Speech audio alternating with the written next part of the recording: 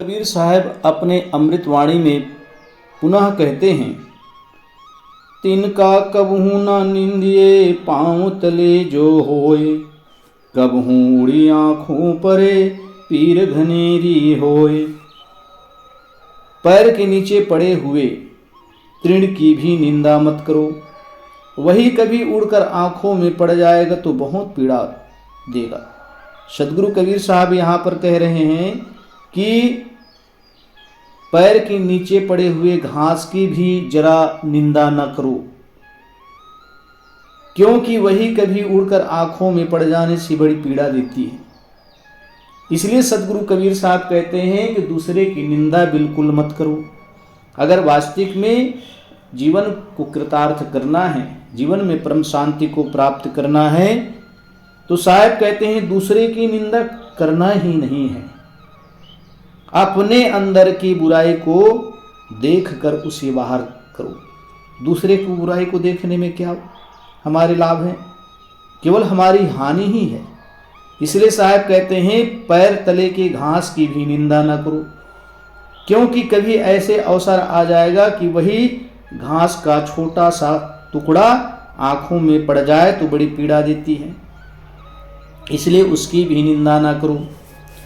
माखी गहे कुआस को फूल वास नहीं ले, मधुमाखी है साधुजन पुष्प वास चित दे। पर निंदक रूपी मक्खियां दूसरे के दोष रूपी दुर्गंधी को ही लेती है। साहब उदाहरण देकर समझाते हैं कि जिस प्रकार से मक्खियां होती है, वो केवल दुर्गंधी में ही मंडराती रहती है, उनका सेवन दुर्गंधी ही है। उसी प्रकार साहब कहते हैं कि जो पर की निंदा करने वाले हैं उससे दूसरे के दोष ही दिखाई पड़ते हैं। रात दिन वो उसी पर दोष को देखने में लगा रहता है। जिस प्रकार से मक्खियां दुर्गंधी को ही लेती है, उसी प्रकार से निंदक दूसरे के दुर्गुण को लेते हैं। सद्गुण रूपी फूल की सुगंधी नहीं लेती।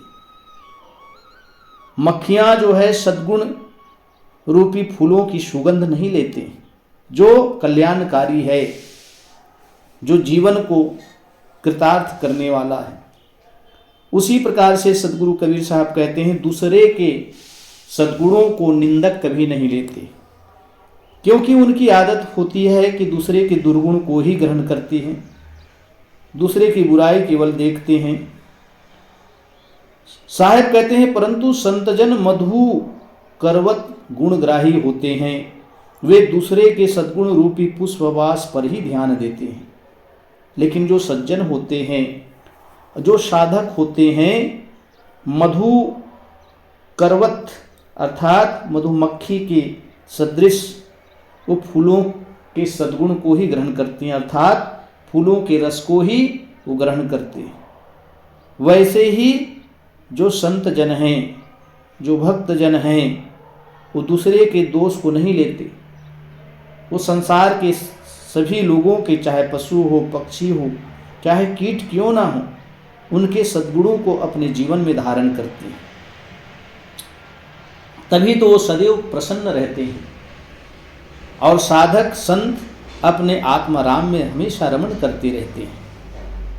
इसलिए सदगुरु कबीर साहब यहाँ पर मक्खियाँ और मधुमक्खी की बात कहते हैं। मक्खियाँ सदैव गंदगी खाती रहती है, गंदगी मड़ाती रहती है, गंदगी का रस लेती रहती है, लेकिन वही मधुमक्खी प्रत्येक फूलों से सद्गुण यानी गुण को ग्रहण करती रहती है, रस को ग्रहण करती रहती है। जो कोई निंदय साधु को संकट आवे सोए, नरक जाए जन्मे मरे मुक्ति कबहू नहीं होए।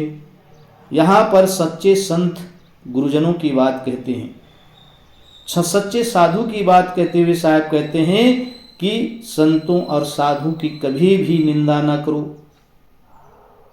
जो कोई संतों की निंदा करता है उसके ऊपर अवश्य संकट आता है, उसके जीवन में जरूर दुख प्रवेश करता है।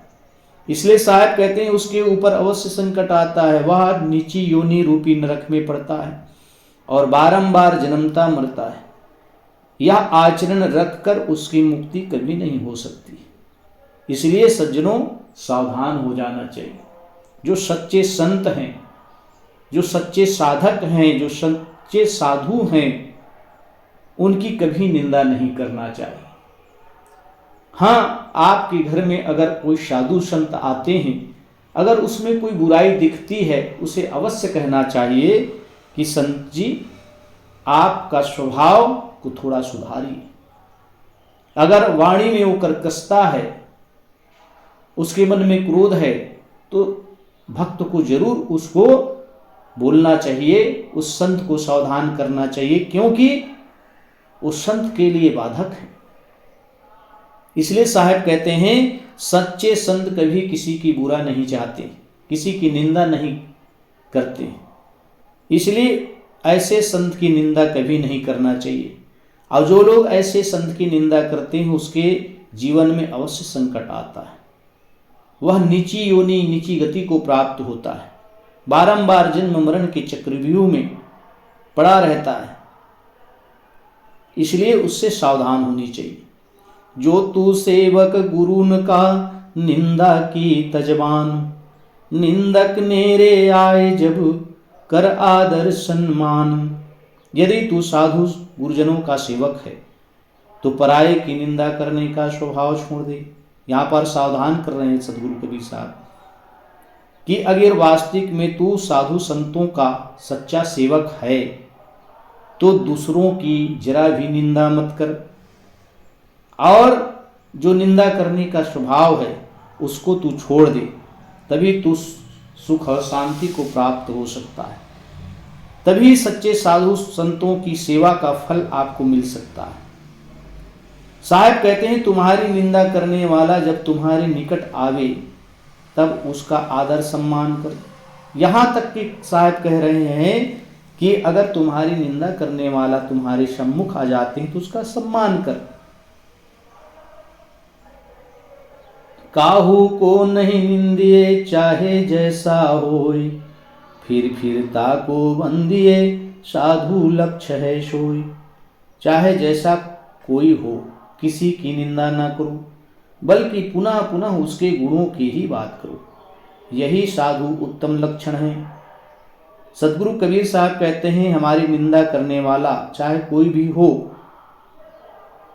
हमारी वो खूब बुराई करता है, खूब निंदा करता है, कोई बात नहीं। अगर वो सम्मुख आ जाते हैं, उसको सामने आ जाते, उसका आदर सम्मान करो। दूसरी बात, पुनः पुनः उसके गुणों की ही बात करो, यानी उसके दोषों की बात मत करो। यही साधु लक्षण है। यहाँ पर सदगुरु कबीर साहब साधु के लक्षण को बताते हुए कहते हैं, उत्तम जिज्ञासु, उत्तम साधक की बात बताते हुए कहते हैं कि उत्तम साधक वही है जो किसी भी के निंदा नहीं करते हैं, बल्कि उस निंदक के सद्गुण को बखान करते हैं। वही सच्चे साधु हैं। आपन को न सराहिए पर निंदिए न कोई, चढ़ना लंबा दोहरा ना जाने क्या होए। अपनी बड़ाई और दूसरे की निंदा ना करो। यहाँ पर पुनः सदगुरु कबीर साहब कह रहे हैं कि अपनी प्रशंसा मत करो, अपनी बड़ाई मत करो।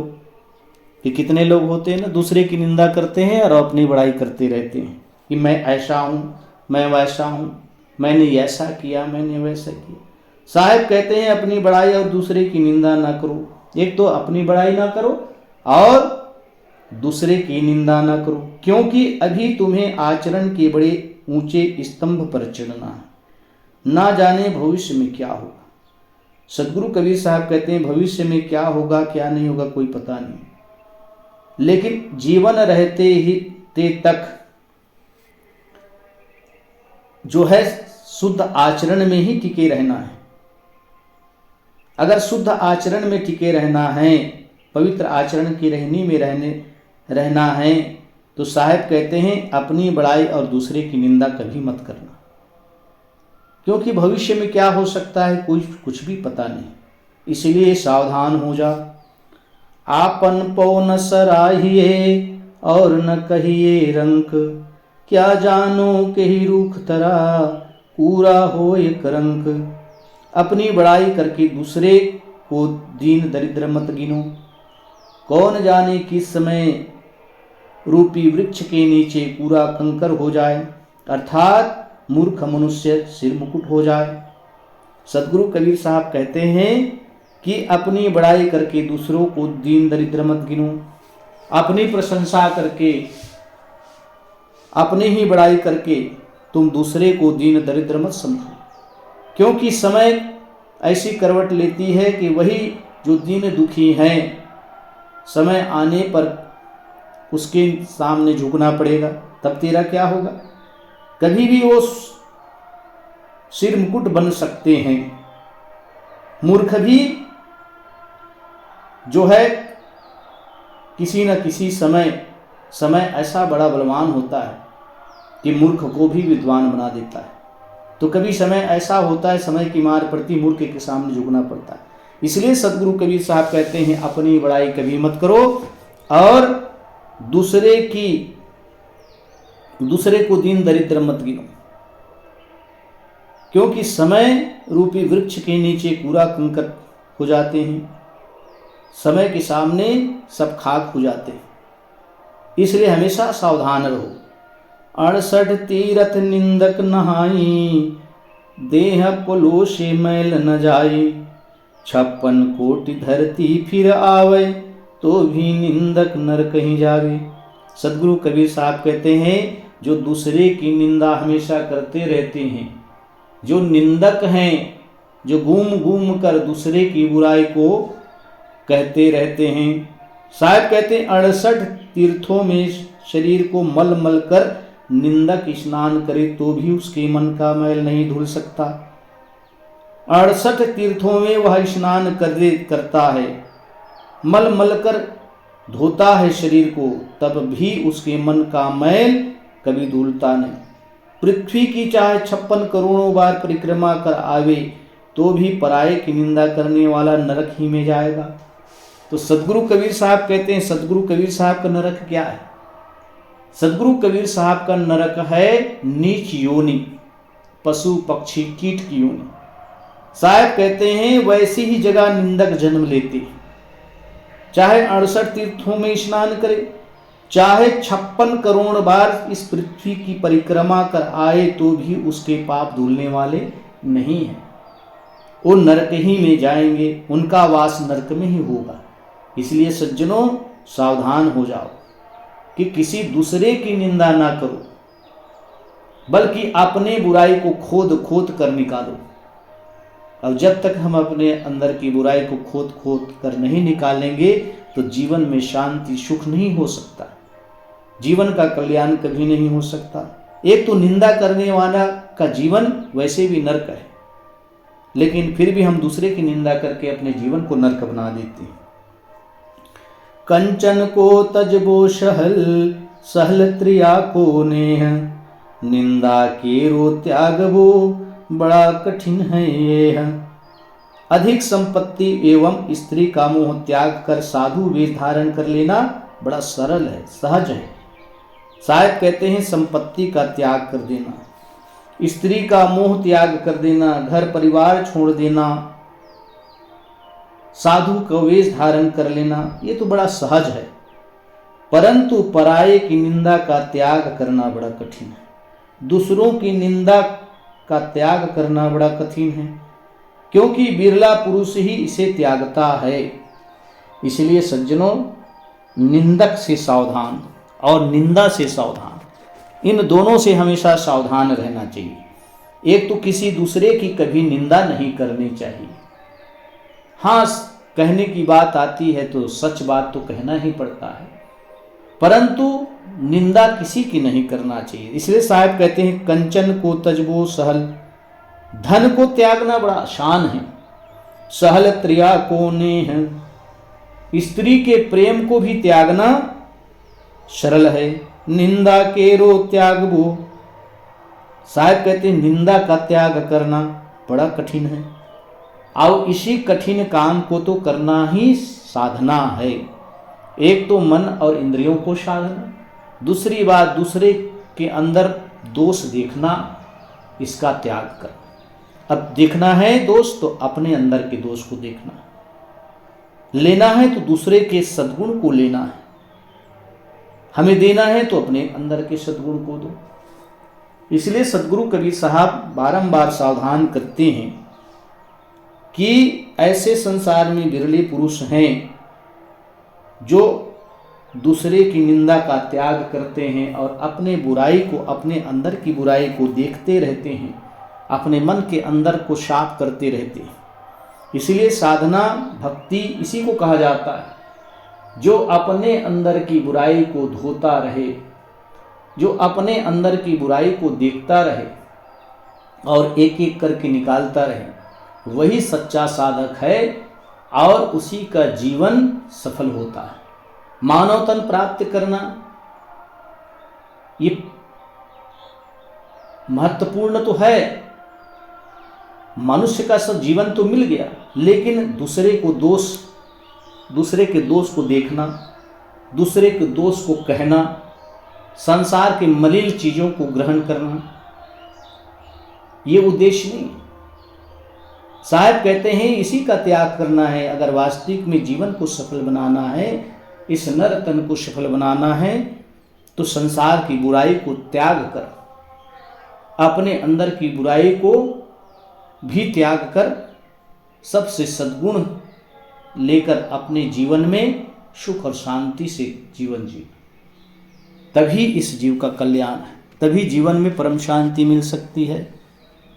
तो इस प्रकार से सदगुरु कबीर साहब निंदक के विषय में हमें सावधान करते हैं, निंदक की शिक्षा देते हैं, किसी प्रकार से किसी दूसरे की निंदा ना करो, अपने अंदर की बुराई को देखते रहो, लेकिन अपने अंदर की जो बात कहने वाले हैं, अपने अंदर की बुराई कहने वाले हैं, उस निंदक को सम्मुख रखो और दूसरे की निंदा करने वाले को उनसे दूर रहो, हमेशा उनसे सावधान रहो। इस प्रकार से सतगुरु हम सबको संदेश देते हैं।